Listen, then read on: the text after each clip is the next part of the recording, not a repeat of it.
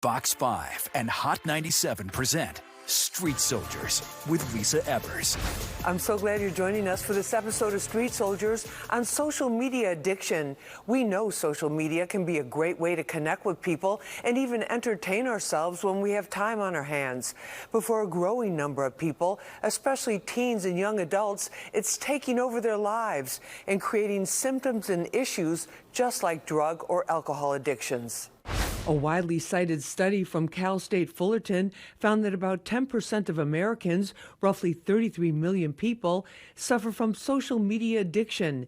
Many experts believe the percentage is more than double that for teens and young adults. The risks to youth are so pervasive, it's one of the greatest problems facing kids today, says personal injury attorney and social media victims advocate Matthew Bregman. The saddest thing about this is that you could make social media 80% safer with a flip of a switch. You could make these changes in a week, and they're not doing it. And they're not doing it because it's simply because it would cost them some money. Girls and women are inundated with unrealistic beauty standards and filtered images of hard to achieve beauty and body goals. They're right in the palms of their hands all day long.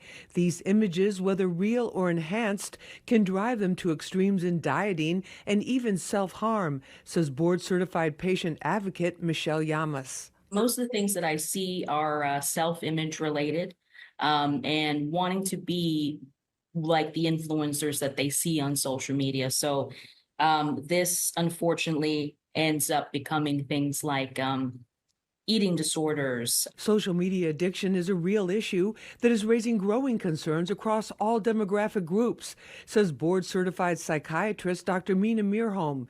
He's also an assistant professor at Columbia University Medical Center.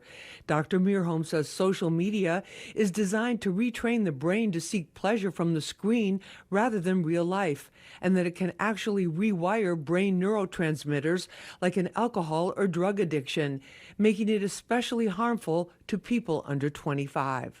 What we're seeing is that it's impacting nearly 2/3 of folks in the country, and that we're seeing that people are checking their phone on average over 144 times a day.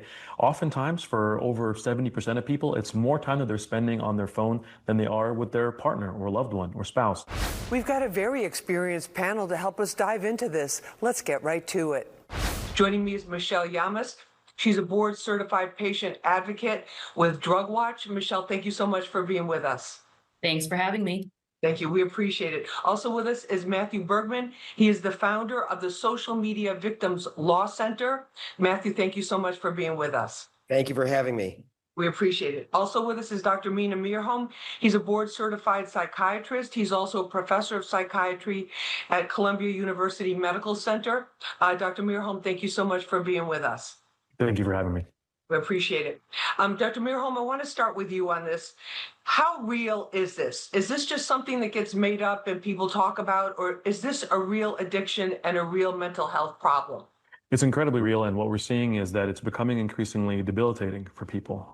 Nearly 2/3 of Americans are saying that they're spending more than 4 hours a day on their phones and on their smartphones and on social media.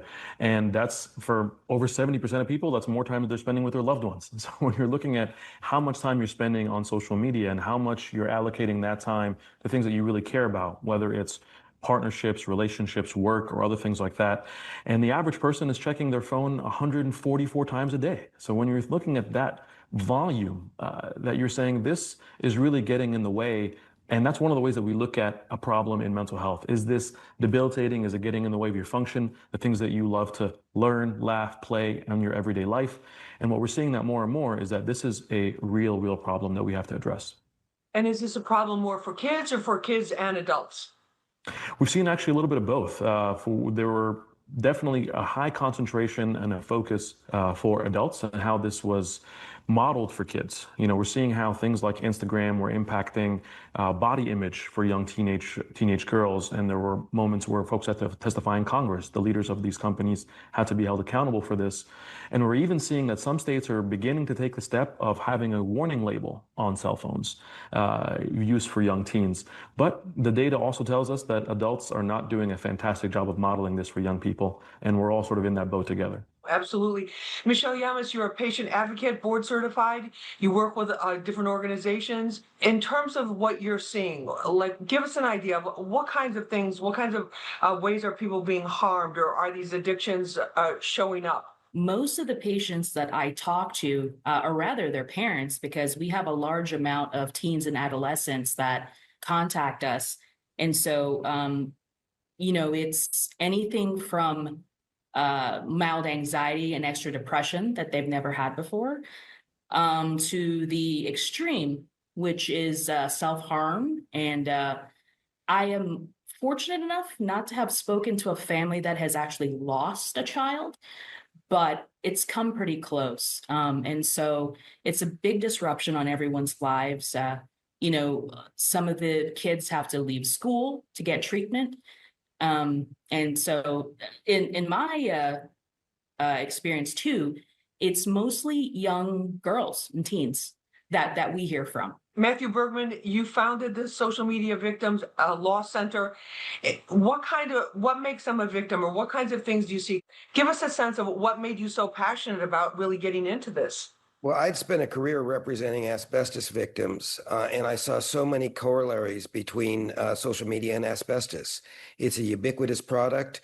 It causes a public health crisis that we're seeing in this skyrocketing rate of mental health problems among youth. And we have incredible corporate misconduct. Kids do not become addicted to social media by accident. They become addicted to social media by design.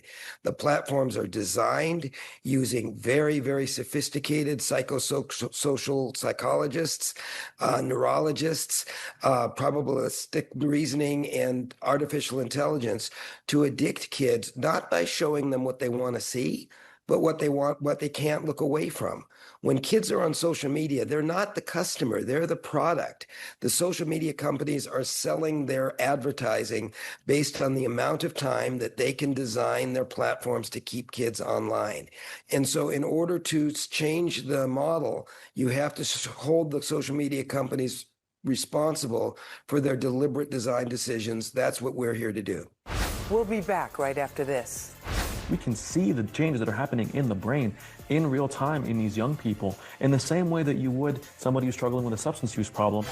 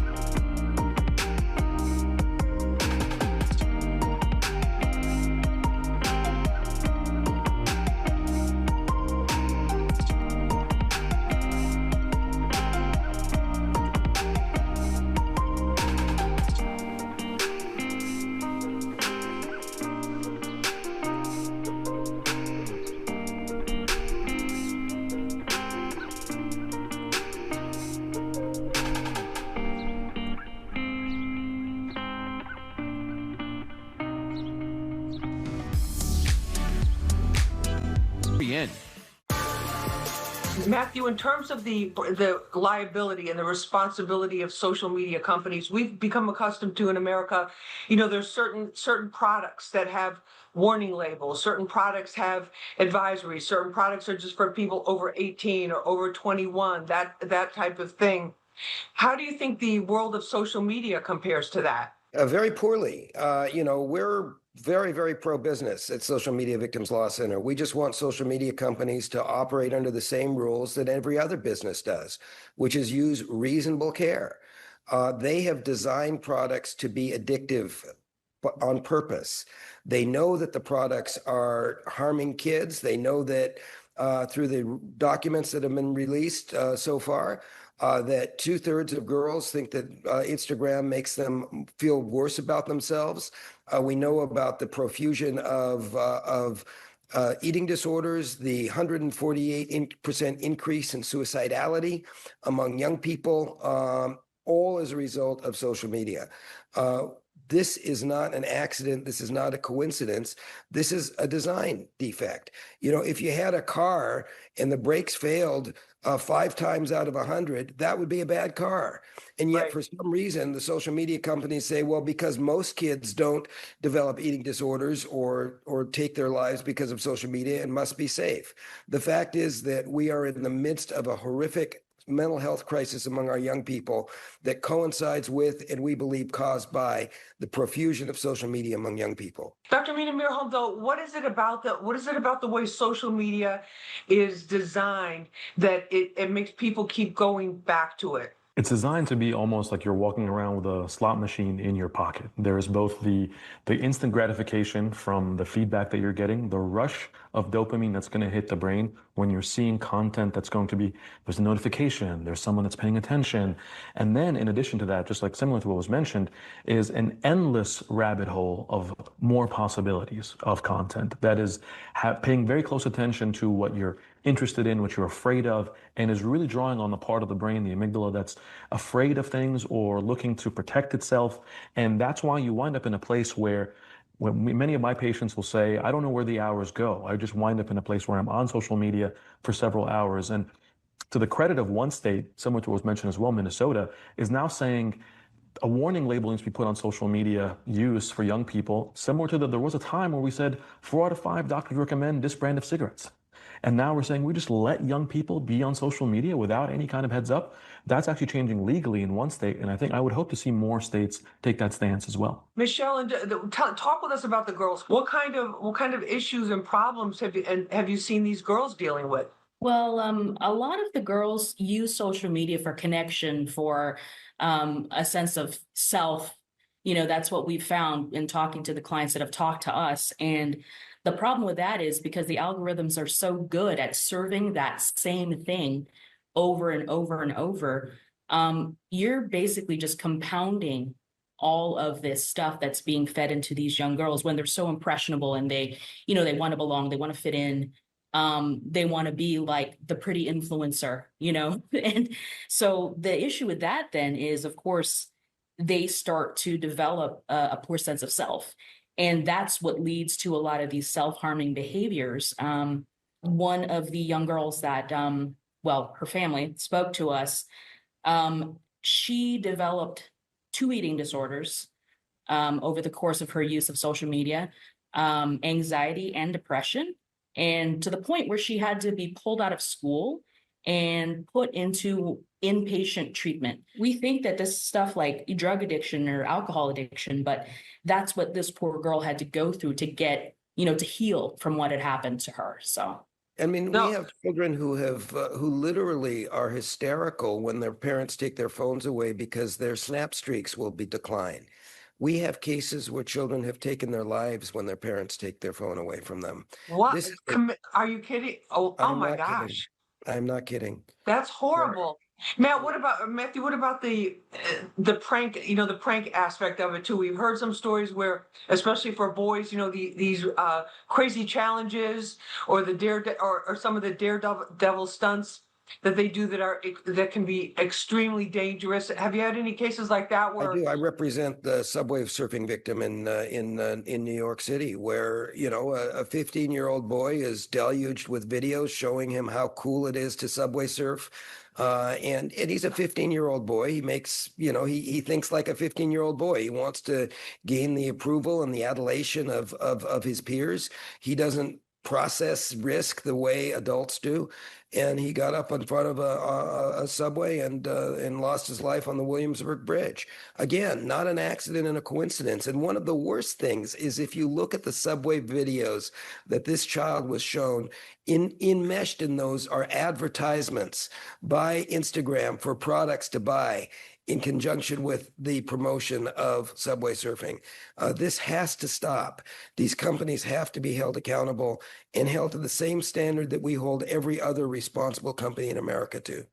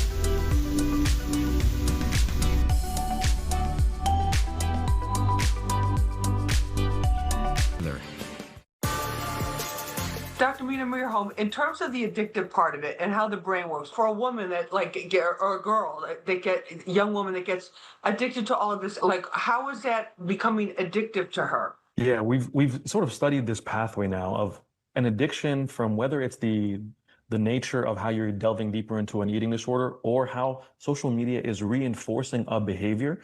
When something gets reinforced, think about anything that has sort of a positive reinforcement part. The Right. brain will send a signal to the body that says, this is good, do it again. this is good, do more of it. So that feel-good chemical of dopamine will say, let's keep doing this behavior, even if it's hurting our brain. And it'll begin to hijack the reward system of the brain to say, well, now it's been sort of taken over. So now this is what would usually give me pleasure or a sensation of what I should be doing that's healthy has now been morphed. And we see this even on a chemical level. We can see the changes that are happening in the brain in real time in these young people. In the same way that you would somebody who's struggling with a substance use problem, you can see the areas of the brain that are changing in size and really measuring that change. It changes like your brain chemistry. It changes the way you think. So the Like- research, the research now out of the University of North Carolina has shown differential brain oxygenation rates based on frequency of checking behavior of social media over time. So kids' brain development is different based on the frequency of their checking behavior. We know this to be true now. So this is more like, this is a lot more like cigarettes and a lot less like just a bad habit that people pick up. It's not even the length of time that you spend. It's the amount of times you're hitting that, fresh sequence every time you log on, which is another fascinating thing. You don't have to stay on there for 2 hours to have this bad effect happen. And Michelle, do you feel like like that whole body positive movement where it was, that they were trying to say, okay, whatever your body shape is, you're beautiful. Did that have any impact at all, or it's just not even like a non-starter with these girls? The issue with that is it's almost like a culture war. So what happens is there are not actually real experts discussing this. This is someone that just is speaking from wherever their experience is. But the way that everything is presented on social media, which is another issue, is that everyone's an expert. Every influencer is right. So especially for, impressionable kids, that they just want to look like that person. They don't even know if that person is doing what they recommend. And Matthew, maybe you've had experience with this with some of your cases. There seems to be so many doctors, fake doctors. Everyone's calling themselves a doctor. All these, especially a lot of these health experts, they don't seem to really be doctors. Like you can't. No, find you can go on some of these new chatbots, Character AI, and you can have a conversation with a doctor who's a chatbot, and the doctor will provide you with their credentials, where they did their internship, what they wrote, and they will give you what they purport to be psychological advice when they're simply a chatbot, where they're simply a machine, and there's no sentient human being behind it. Our kids are in a crisis situation. The alarm bells need to be ringing loud, and people throughout the country, across the political spectrum, need to come together and do something for our kids.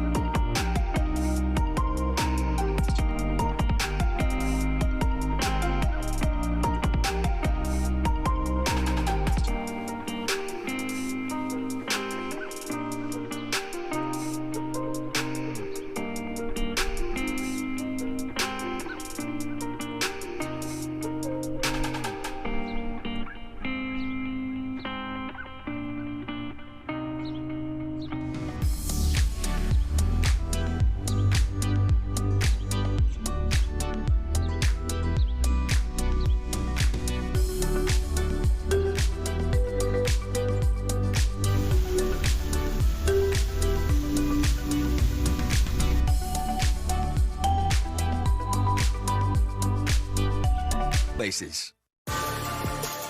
Matthew, is this whole social media thing at the end of the day, is it all about money? All about money.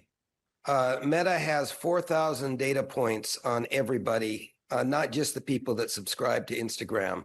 And they can utilize this to target advertising to exactly what people want, which is why they include in their product features a design that keeps people online as much as possible. Their focus is not the quality of the online experience that people have. It's the amount of time that their eyes are looking at their screen from which they can be subjected to advertising. This is all about money. And until the social media companies have to bear the financial consequences of their design decisions, like any other company does, they're not going to change their behavior. You can't shame them out of doing what they're doing. And no matter how many congressional hearings you have, when Mark Zuckerberg has to turn around and talk to my clients who have lost kids, that's not going to change until they feel it in the pocketbook. Michelle, what advice do you have, for young women and for the parents that are watching and listening to us? It's difficult because I think we've mentioned this before. Young people have a hard time if you're speaking directly to them and telling them that, you shouldn't do this. That's the last thing that they want to hear. Right. And they've already had the emotional hits of the dopamine and everything from it. So it becomes then that the parents really have to step in and help. And I think there is just not enough information for parents on how to spot the signs and what to do. We definitely need more experts to get together and give resources to parents because they're victims in this as well. They have to go through this with their child. And the guilt too. A lot of the parents are very guilty because they say, I should have seen this sooner, but it's really insidious. Dr. Mina Mirholm, your advice for parents that they can actually do. Here's the thing. I would say, bear this in mind if you're a parent. There is no addiction that cannot be treated if you have the right support. Always bear that in mind, even if you are paddling upstream, even if you are going against big corporations.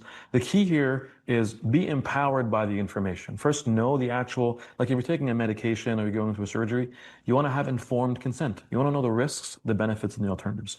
Once you know the risks of this and you're going to take some precautions, now say, how can I build a team to take back my family, both for me as an adult as well as for the child that I'm working with? Because whether it's heroin or it's social media, treatment is actually very effective. So please don't lose hope in the middle of the danger.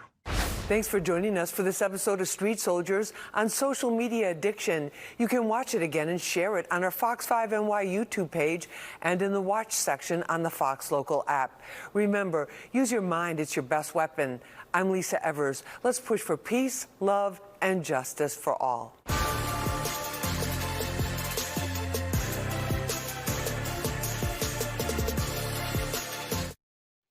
From Fox 5.